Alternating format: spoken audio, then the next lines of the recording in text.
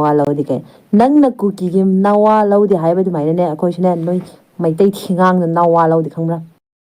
ꯏꯕꯨꯡ ꯔꯣꯕꯤꯟ ꯀꯣꯔꯣꯉꯥꯟꯕ ꯑꯩꯈꯣꯏꯒꯤ ꯁꯤꯑꯦꯝ ꯕꯤꯔꯦꯟ ꯀꯨꯀꯤ ꯃꯌꯥꯝꯒꯤ ꯈꯅꯥꯎꯗ ꯁꯔꯨ ꯄꯟꯕꯗꯥꯏ ꯄꯜꯂꯤꯗꯣ ꯅꯣꯏꯒꯤ ꯂꯥꯏ ꯁꯣꯟꯕꯗꯤ ꯀꯥꯎꯔꯤ ꯅꯣꯏꯒꯤ ꯂꯥꯏ ꯁꯣꯟꯕꯗꯤ ꯀꯥꯎꯔꯝꯒꯅꯤꯕ ꯑꯗꯨꯒ ꯑꯩꯈꯣꯏꯒꯤ ꯔꯣꯕꯤꯟ ꯑꯩꯈꯣꯏꯒꯤ ꯀꯣꯔꯧꯉꯥꯟꯕ ꯑꯩꯈꯣꯏꯒꯤ ꯁꯤꯑꯦꯝ ꯕꯤꯔꯦꯟ ꯑꯁꯤꯒꯤ ꯃꯤꯡꯁꯣꯟꯁꯤꯗꯤ ꯑꯩꯈꯣꯏ ꯅꯣꯏ ꯂꯥꯏꯁꯣꯟꯗꯦꯅ ꯁꯣꯜꯂꯤꯗꯣ ꯑꯩꯈꯣꯏ ꯃꯩꯇꯩ ꯊꯤꯉꯥꯡ ꯃꯋꯥ ꯂꯧꯗꯦ ꯀꯥꯏꯅ ꯑꯗꯨꯅꯔꯣ ꯅꯣꯡꯃꯗ ꯅꯣꯏ ꯀꯨꯀꯤ ꯑꯃꯠꯇꯅ ꯂꯥꯏꯁꯣꯟ ꯁꯣꯟꯕ ꯀꯥꯎꯔꯁꯨ ꯑꯩꯈꯣꯏꯒꯤ ꯀꯣꯔꯧꯉꯥꯟꯕ ꯑꯩꯈꯣꯏꯒꯤ ꯔꯣꯕꯤꯟꯁꯦ ꯅꯣꯏꯅ ꯁꯣꯟꯕꯁꯦ ꯀꯥꯎꯕꯔꯣ ꯅꯈꯅꯥꯎꯗꯨꯒ ꯁꯔꯨ ꯄꯜꯂꯒ ꯀꯦꯟꯁꯔ ꯑꯅꯥꯕꯗꯒꯤ ꯍꯦꯟꯅ ꯀꯤꯅ ꯁꯥꯊꯤꯅ ꯂꯩꯔꯤꯕ ꯔꯣꯕꯤꯟ ꯀꯣꯔꯧꯉꯥꯟꯕ ꯍꯥꯏꯕꯗ ꯊꯛ ꯊꯛ ꯊꯛ ꯊꯛ ꯅꯤꯛꯅ ꯀꯤꯅ ꯂꯩꯔꯤꯕ ꯀꯨꯀꯤ ꯅꯨꯄꯤ ꯊꯤ ꯆꯥꯔꯒ ꯈꯣꯡꯕꯗꯣ ꯑꯗꯨꯃꯥꯏꯅ ꯈꯣꯡꯉꯛꯀꯅꯣꯗ ꯍꯥꯏꯔꯕꯅꯤ ꯈꯪꯉꯕ ꯂꯁꯦ ꯕꯤꯔꯦꯟꯒꯤ ꯃꯍꯨꯠ ꯁꯤꯜꯂ ꯀꯣꯔꯧꯉꯥꯟꯕꯒꯤ ꯃꯍꯨꯠ ꯁꯤꯜꯂꯒ ꯅꯣꯏꯅ ꯆꯦꯔꯒ ꯄꯩꯁꯥ ꯈꯔ ꯄꯤꯖꯜꯂꯦ ꯑꯗꯨꯝ ꯊꯦꯝꯖꯜꯂꯦ ꯑꯗꯨꯝ ꯌꯥꯔꯅꯤ ꯑꯗꯨꯃꯥꯏꯅꯅꯦ ꯅꯣꯏꯒꯤ ꯃꯃꯟꯗꯣ ꯑꯗꯨꯛ ꯌꯥꯝ ꯍꯣꯡꯉꯗꯤ ꯑꯩ ꯂꯩꯔꯒꯦ ꯂꯥꯛꯑꯣ ꯅꯪꯁꯨ ꯊꯤ ꯑꯣꯏꯅ ꯆꯥꯔꯕꯣ ꯍꯨꯏꯅ ꯊꯤ ꯆꯥꯔ ꯄꯪꯈꯣꯡ ꯈꯣꯡꯉꯤꯁꯤ ꯈꯪꯉꯦꯕ ꯑꯗꯣ ꯀꯨꯀꯤ ꯁꯪꯒꯣꯜ ꯃꯩꯗꯥ ꯃꯥꯟꯕꯤ ꯖꯦꯁꯤꯀꯥ ꯅꯪꯁꯨ ꯊꯤ ꯑꯣꯏꯅ ꯆꯥꯔꯕꯣ ꯍꯨꯏꯅ ꯊꯤ ꯆꯥꯔ ꯈꯣꯡꯕꯗꯥꯏ ꯅꯪꯁꯨ ꯈꯣꯡꯉꯤꯗꯣ ꯅꯣꯏꯒꯤ ꯀꯨꯀꯤ ꯅꯕꯨꯡ ꯅꯧꯄꯥ ꯀꯨꯀꯤ ꯖꯣꯡꯁꯤꯡꯗꯣ ꯕꯣꯁꯇꯥ ꯕꯣꯁꯇꯥꯗ ꯍꯥꯞꯄꯒ ꯀꯨꯂꯦꯟꯗ ꯂꯣꯏꯅ ꯆꯪꯕꯩ ꯄꯨꯊꯣꯔꯛꯏ ꯃꯌꯥꯝꯗꯣ ꯃꯁꯤꯡꯗ ꯌꯥꯝꯃꯦ ꯑꯗꯨꯒ ꯅꯪꯅ ꯁꯤꯒꯤꯁꯤꯒ ꯑꯩꯈꯣꯏꯒꯤ ꯀꯣꯔꯧꯉꯥꯟꯕ ꯄꯥꯕꯨꯡ ꯕꯤꯔꯦꯟꯒꯤ ꯃꯍꯨꯠ ꯁꯤꯜꯂꯒ ꯅꯣꯏ ꯃꯌꯥꯝ ꯁꯤꯔꯤꯗꯣ ꯃꯤꯇꯩ ꯃꯌꯥꯝ ꯁꯤꯔꯤꯗꯣ ꯍꯥꯏꯔꯤꯗꯣ ꯅꯣꯏꯒꯤ ꯀꯨꯀꯤ ꯖꯣꯡ ꯃꯌꯥꯝꯗꯨꯅꯤ ꯕꯣꯁꯇꯥ ꯕꯣꯁꯇꯥ ꯄꯨꯊꯣꯔꯛꯏꯗꯣ ꯀꯨꯂꯦꯟ ꯐꯪꯉꯤ ꯃꯌꯥꯝꯗꯣ ꯊꯤ ꯆꯥꯏ ꯍꯥꯏꯕꯁꯦ ꯍꯨꯏꯗꯤ ꯊꯤ ꯆꯥꯏ ꯈꯪꯉꯦꯕ ꯑꯗꯣ ꯉꯁꯤ ꯅꯪꯁꯨ ꯊꯤ ꯆꯥꯔꯦꯅ ꯅꯪꯁꯨ ꯅꯁꯥꯅ ꯍꯥꯏꯗꯣꯛꯆꯔꯦ ꯊꯤ ꯆꯥꯔꯒ ꯍꯨꯏꯅ ꯈꯣꯡꯕꯗꯣ ꯑꯗꯨꯃꯥꯏꯅ ꯅꯪꯅ ꯈꯣꯡꯉꯒ ꯅꯉꯣꯟꯗ ꯑꯣꯟꯁꯤꯟꯕꯒꯤ ꯃꯇꯝ ꯂꯩꯇꯦ ꯅꯣꯏꯒꯤ ꯅꯕꯨꯡ ꯅꯧꯄꯥ ꯃꯌꯥꯝ ꯀꯨꯂꯦꯟ ꯐꯪꯉꯤꯗꯣ ꯑꯗꯨ ꯍꯥꯟꯅ ꯌꯦꯡꯉꯨ ꯊꯤ ꯆꯥꯔꯒ ꯄꯉꯥꯡ ꯉꯥꯡꯉꯛꯀꯅꯨ ꯄꯪꯈꯣꯡ ꯈꯣꯡꯉꯛꯀꯅꯨ ꯄꯥꯔꯤ ꯃꯣꯝ ꯆꯦꯅꯦꯜꯁꯤꯕꯨ ꯌꯦꯡꯕꯤꯔꯤꯕ ꯃꯌꯥꯝ ꯄꯨꯝꯅꯃꯛꯄꯨ ꯏꯀꯥꯏ ꯈꯨꯝꯅꯖꯔꯤ ꯉꯁꯤ ꯑꯃꯨꯛꯀ ꯃꯌꯥꯝꯒꯤ ꯃꯐꯝꯗ ꯋꯥꯐꯝ ꯈꯔ ꯊꯝꯖꯒꯦ ꯍꯥꯏꯅ ꯚꯤꯗꯤꯑꯣ ꯑꯃ ꯄꯨꯔ ꯂꯥꯛꯑꯦ ꯏꯆꯤꯜ ꯏꯅꯥꯎ ꯃꯌꯥꯝ ꯀꯔꯤꯒꯨꯝꯕ ꯉꯁꯤ ꯚꯤꯗꯤꯑꯣꯁꯤꯅ ꯑꯍꯥꯟꯕ ꯐꯪꯅꯕ ꯇꯥꯔꯒꯗꯤ ꯆꯦꯅꯦꯜꯁꯤꯕꯨ ꯁꯕꯁꯀ꯭ꯔꯥꯏꯕ ꯇꯧꯕꯤꯔꯝꯃꯨ ꯅꯣꯇꯤꯐꯤꯀꯦꯁꯟꯁꯨ ꯄ꯭रेस ꯇꯧꯕꯤꯌꯨ ꯃꯊꯪ ꯚꯤꯗꯤꯑꯣ ꯑꯃꯨꯛꯀ ꯐꯪꯅꯕ ꯑꯗꯨꯗꯤ ꯏꯆꯤꯜ ꯏꯅꯥꯎ ꯃꯌꯥꯝ ꯚꯤꯗꯤꯑꯣꯁꯦ ꯍꯧꯔꯁꯤ ꯑꯗꯨꯒ ꯚꯤꯗꯤꯑꯣꯁꯤꯒ ꯁꯣꯏ ꯏꯔꯥꯟ ꯌꯥꯎꯈꯤꯕ ꯇꯥꯔꯒꯁꯨ ꯏꯆꯤꯜ ꯏꯅꯥꯎꯁꯤꯡꯅ ꯀꯃꯦꯟꯗ ꯑꯁꯨꯝ ꯇꯥꯛꯄꯤꯔꯛꯑꯣ ꯑꯩꯁꯨ ꯁꯦꯡꯗꯣꯛꯆꯕꯒꯤ ꯇꯥꯟꯖꯥꯗꯣ ꯂꯧꯖꯒꯦ ꯑꯗꯨꯗꯤ ꯚꯤꯗꯤꯑꯣꯁꯦ ꯍꯧꯔꯁꯤ ꯏꯆꯤꯜ ꯏꯅꯥꯎ ꯃꯌꯥꯝ ꯅꯪꯅ ꯀꯨꯀꯤꯒꯤ ꯃꯔꯝꯗꯅꯦ ꯑꯗꯨꯃꯥꯏꯅ ꯉꯥꯡꯕꯗꯤ ꯅꯠꯇꯦ ꯅꯪꯅꯦ ꯀꯨꯀꯤꯒꯤ ꯃꯃꯤꯡ ꯀꯨꯀꯤ ꯍꯥꯏꯕꯒꯤ ꯃꯃꯤꯡꯁꯦ ꯅꯪꯅ ꯄꯟꯕꯁꯨ ꯃꯇꯤꯛ ꯆꯥꯗꯦ ꯑꯗꯨꯅꯦ ꯁ꯭ꯋꯥꯏꯁꯤꯗ ꯅꯪꯒꯤ ꯅꯋꯥ ꯂꯧꯗꯦ ꯅꯥꯔꯤ ꯂꯩꯔꯗꯤ ꯂꯥꯛꯑꯣ ꯑꯩꯁꯨ ꯄꯥꯎ ꯂꯣꯏ ꯄꯤꯒꯦ ꯄꯥꯎ ꯂꯣꯏ ꯊꯥꯗꯣꯛꯀꯦ ꯅꯪꯁꯦ ꯃꯇꯨ ꯅꯥꯝ ꯐꯥꯎ ꯁꯣꯛꯄꯤꯔꯛꯀꯅꯣꯅ ꯀꯥꯏ ꯄꯥꯝꯒꯦ ꯅꯪ ꯀꯥꯏ ꯖꯒꯥ ꯄꯥꯝꯒꯦ ꯇꯧꯅꯁꯦ ꯂꯥꯛꯑꯣꯅꯦ ꯅꯦ ꯑꯩꯅ ꯅꯪꯁꯦ ꯑꯣ ꯀꯨꯀꯤ ꯍꯥꯏꯕꯩ ꯁꯥꯎꯔꯤꯃꯤꯅꯦ ꯑꯩꯁꯨ ꯀꯗꯥꯏꯗꯩ ꯀꯨꯀꯤ ꯍꯥꯏꯔꯨꯔꯦ ꯔꯤꯐ꯭ꯌꯨꯖꯤ ꯇꯥꯡꯖꯅ ꯂꯩꯕ ꯃꯤꯅꯥꯏ ꯊꯤ ꯆꯥꯕ ꯍꯨꯏ ꯍꯥꯏꯅ ꯍꯥꯏꯍꯧꯗꯔꯦꯕ ꯑꯗꯨꯒ ꯅꯪꯅ ꯑꯩꯒꯤ ꯊꯤ ꯆꯥꯒꯦꯅ ꯁꯨꯛꯌꯥꯝ ꯍꯥꯏꯔꯛꯏꯁꯦ ꯀꯔꯤꯒꯤꯅꯣ ꯍꯥ ꯑꯩꯒꯤ ꯃꯇꯧ ꯇꯝꯅ ꯅꯪꯁꯨ ꯅꯣꯏꯒꯤ ꯃꯤꯗ ꯄꯥꯎ ꯍꯥꯏꯒꯦ ꯑꯩꯅ ꯍꯥꯏꯕꯅꯤꯅꯦꯗꯣ ꯑꯩꯅ ꯅꯉꯣꯟꯗ ꯅꯣꯏꯅ ꯃꯤꯇꯩꯒꯤ ꯁꯨꯝꯇ ꯃꯇꯧ ꯇꯝꯅ ꯃꯤꯇꯩꯒꯤ ꯃꯇꯧ ꯇꯝꯅ ꯂꯩꯔꯒ ꯅꯪꯁꯨ ꯉꯁꯤ ꯑꯩꯒꯤ ꯊꯤ ꯆꯥꯒꯦ ꯑꯩꯒꯤ ꯃꯇꯧ ꯇꯝꯒꯦ ꯍꯥꯏꯔꯛꯏꯗꯣ ꯅꯣꯏꯗꯤ ꯑꯗꯨꯅꯤ ꯃꯤꯒꯤ ꯃꯇꯧ ꯇꯝꯕ ꯃꯤꯒꯤ ꯊꯤ ꯆꯥꯕꯁꯦ ꯅꯣꯏꯒꯤ ꯍꯧꯔꯛꯐꯝ ꯅꯁꯥꯅ ꯇꯥꯛꯄꯅꯤ ꯈꯪꯉꯕ ꯑꯗꯨꯒ ꯅꯪꯅ ꯑꯩꯅ ꯅꯉꯣꯟꯗ ꯍꯥꯏꯒꯗꯕꯗꯤꯀꯣ ꯀꯥꯟꯅꯗꯕꯗ ꯑꯁꯨꯃꯥꯏꯅ ꯉꯥꯡꯅ ꯂꯩꯔ ꯀꯥꯟꯅꯗꯦ ꯊꯣꯛꯄ ꯇꯧꯅꯁꯤ ꯅꯉꯣꯟꯗ ꯐꯥꯁꯇꯁꯨ ꯍꯥꯏꯈꯔꯦ ꯑꯗꯨꯒ ꯅꯪꯅ ꯍꯧꯖꯤꯛ ꯑꯩ ꯑꯍꯟꯅꯤ ꯍꯥꯏꯔꯤꯗꯣ ꯑꯍꯟ ꯑꯩꯈꯣꯏꯒꯤ ꯄꯋꯥꯔꯁꯦ ꯑꯝꯇꯪ ꯎꯠꯀꯦꯕ ꯅꯪ ꯑꯗꯨꯛ ꯊꯧꯅꯥ ꯐꯕꯤ ꯁꯥꯔꯤꯗꯣ ꯑꯗꯨꯛ ꯊꯧꯅꯥ ꯐꯕꯤ ꯁꯥꯔꯤꯗꯣ ꯃꯤꯅꯤꯠ 10 ꯀꯥꯏ ꯂꯥꯛꯑꯣ ꯀꯃꯥꯏ ꯍꯥꯏꯔꯣ ꯍꯥꯏꯅꯣ ꯑꯗꯨꯒ ꯂꯥꯛꯄ ꯉꯝꯃꯣꯏꯗꯕ ꯑꯣꯏꯗꯤ ꯃꯊꯪ ꯚꯤꯗꯤꯑꯣꯗ ꯑꯐꯥꯎ ꯁꯥꯅ ꯄꯦꯇꯦꯡ ꯉꯥꯡꯉꯛꯑꯅꯨ ꯊꯤ ꯆꯥꯕ ꯍꯨꯏ ꯅꯪꯅ ꯈꯣꯡꯉꯛꯑꯒꯅꯦ ꯑꯩꯅ ꯑꯗꯨꯒ ꯑꯣꯟꯁꯤꯟꯕꯩ ꯃꯇꯝ ꯂꯩꯇꯦꯀꯣ ꯅꯪꯅ ꯑꯩꯈꯣꯏꯁꯦ ꯃꯄꯥ ꯃꯆꯥ ꯑꯗꯨ ꯑꯗꯥ ꯃꯀꯨꯕꯣꯛꯇ ꯑꯗꯨ ꯇꯧꯋꯦꯅ ꯍꯣꯏꯅꯦ ꯑꯩꯈꯣꯏꯗꯤꯅꯦ ꯏꯀꯨꯕꯣꯛ ꯑꯣꯏꯒꯦꯔꯥ ꯑꯩꯈꯣꯏ ꯏꯇꯩ ꯑꯣꯏꯒꯦꯔꯥ ꯀꯣꯏꯗꯕꯅꯤ ꯇꯧꯒꯗꯕꯕꯨꯅꯦ ꯑꯐꯪꯕꯗ ꯇꯧꯅꯕꯗꯤ ꯇꯧꯗꯦ ꯈꯪꯕ꯭ꯔꯥ ꯅꯣꯏꯗꯤ ꯀꯣꯏꯅꯗꯕꯅꯤꯅ ꯃꯊꯪꯗꯤ ꯅꯀꯨꯕꯣꯛꯀꯣ ꯅꯅꯥꯎ ꯅꯤꯄꯥꯑꯣ ꯅꯪꯉꯣ ꯃꯌꯥꯝ ꯄꯨꯟꯁꯤꯜꯂꯒ ꯑꯝꯇ ꯃꯌꯥꯝ ꯃꯃꯥꯡꯗ ꯑꯝꯇ ꯊꯥꯡꯒꯠꯂꯣ ꯀꯌꯥꯝ ꯀꯣꯏꯅꯗꯦ ꯅꯣꯏꯁꯦ ꯑꯝꯇ ꯎꯠꯊꯣꯛꯑꯣꯗꯅ ꯍꯥ ꯅꯣꯏ ꯀꯣꯏꯅꯗꯕ ꯅꯣꯏ ꯅꯕꯨꯡꯒꯁꯨ ꯅꯀꯨꯕꯣꯛꯀꯁꯨ ꯅꯃꯥꯒꯁꯨ ꯃꯆꯥꯒꯁꯨ ꯂꯣꯏꯅ ꯑꯝꯇ ꯎꯠꯊꯣꯔꯛꯑꯣ ꯁꯦꯠꯂꯤ ꯅꯐꯤꯀꯥꯗꯣ ꯀꯩ ꯀꯥꯟꯅꯗꯣꯏꯅꯣ ꯁꯦꯠꯂꯨꯒ ꯂꯣꯏꯅ ꯎꯠꯊꯣꯔꯛꯑꯣ ꯃꯌꯥꯝ ꯃꯃꯥꯡꯗ ꯀꯨꯀꯤ ꯑꯩꯈꯣꯏꯗꯤ ꯂꯣꯏ ꯌꯥꯏꯌꯦ ꯑꯁꯤꯁꯦ ꯍꯥꯏꯅ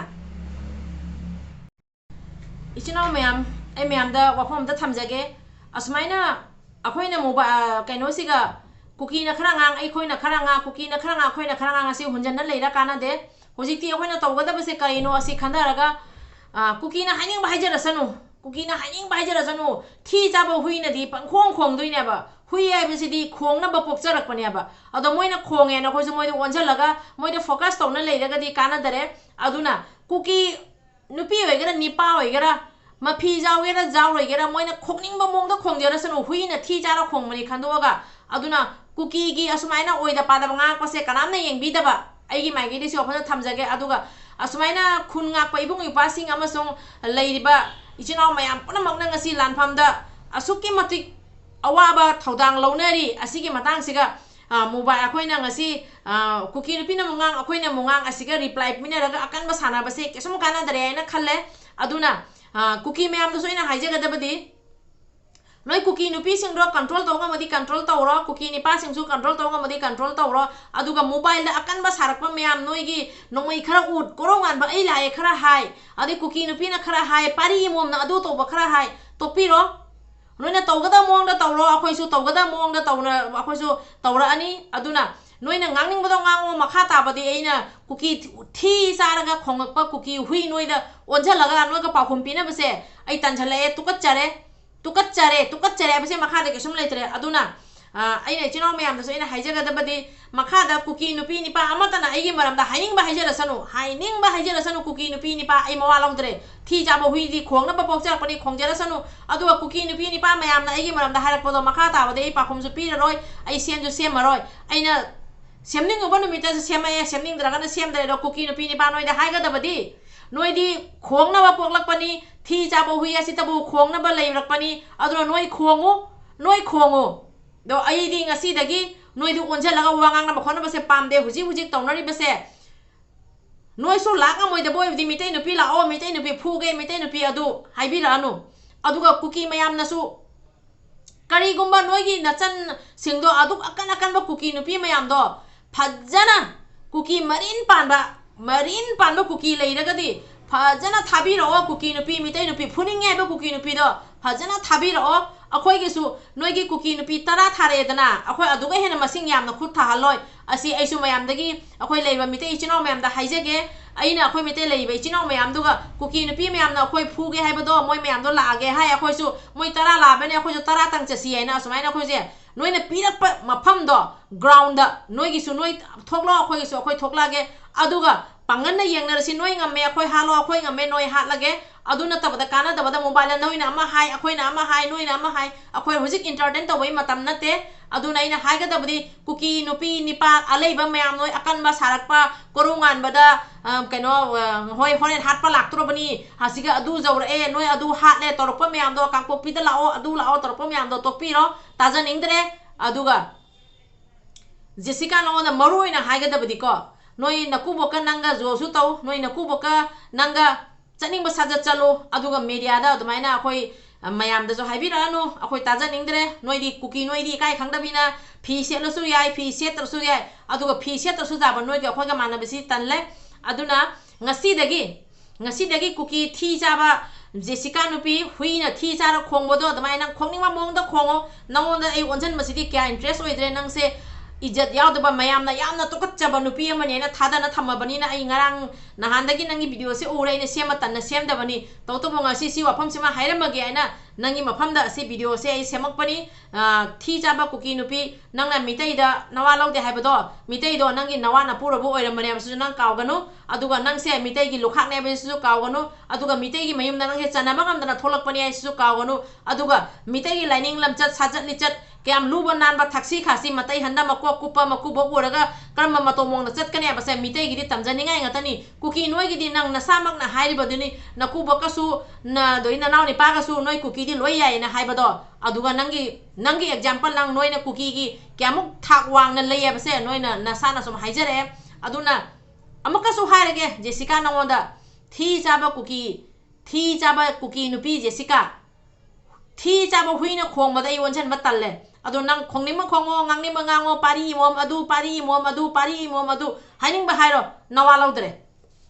mitei chinau mayang yom phomda phom ta thamjage asmaina isu tanjale hujik lan marak siga asma kana da video khara semna le base asu tanjale hujik torbe mayam se na se mit se jamna nuai raktre asu mayam se to boda kana ba khaji khar osu ibung yupa singi mating to bangam ba oina asigi mage da chachara ge na khanjare aduga asum jengani matang matamgi matungina karamba mongda karamba video thangatpagi tanjado yabage hairaga adu tanjado semjarage aduga loina semi video channel pai be bung yu pai chena mayam pun mangna asum mai magi video thangatpiu mayam haija manate aigi isagi oina haija bani tautabu ima lepak kang lepak se matam khuding mangta akhoi mitei chena mayam gi ne base khandaraga ima lepak kang lepak ki khallaga mitei chena mitei khunai gi afaba khallaga video thangatminasi ima lepak na yai phare aduga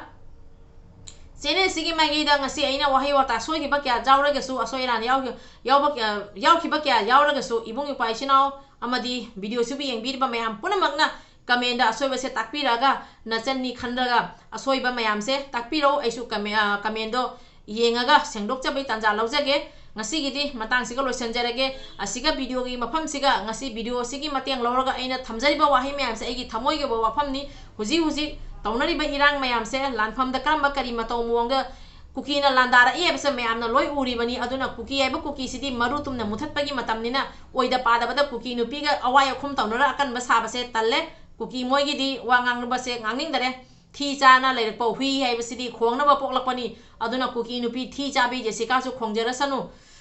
ichinaw mayam ngasi gi di matang se loisanjarage akhoi mitei apunba mayam se apun moi let mina raga apun mana pangan ne base mayam do mina si ima lepak na yai phare ibuto pakhang mana yai phare loina na ichinaw mayam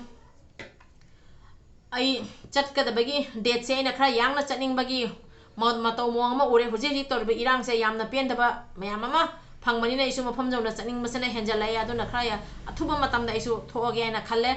tangkun manga manung na thoke khalam ado adu ge hena mung yang challa sira na khanba wapam ma leiri chinaw mayam su comment da tobiro ai sirang mayam na pirak pa mateng do ibung yupa sing mafam da angamba ibung yupa sing na pirak pa do ibung yupa sing mafam da yaw haluge aduga isinaw mayam akhoi gi thoi ba ibung yupa mayam khun ngai ba ima sing iche sing leir ba isinaw mayam sing ji gi yaina khallaga mitei isinaw mayam punamangna nomagi akhoi na numit nungti gi akhoi na duk thai ba matam siga ko maira mamam tang oirasu ibung yupa sing gi ima leibaki akhoi huji khun ngai ba ibung yupa sing gi ne aina maira mamam tang thanbiraga ibung yupa sing gi mai pak na bagi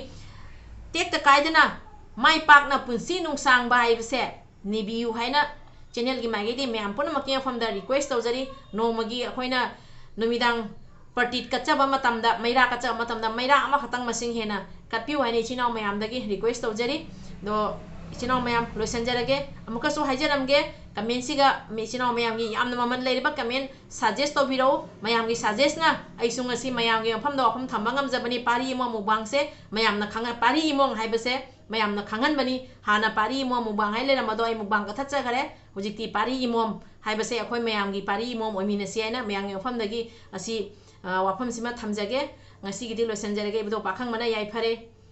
arambai tengol na yai phare leiriba mitei chinaw mayam punamang na yai phare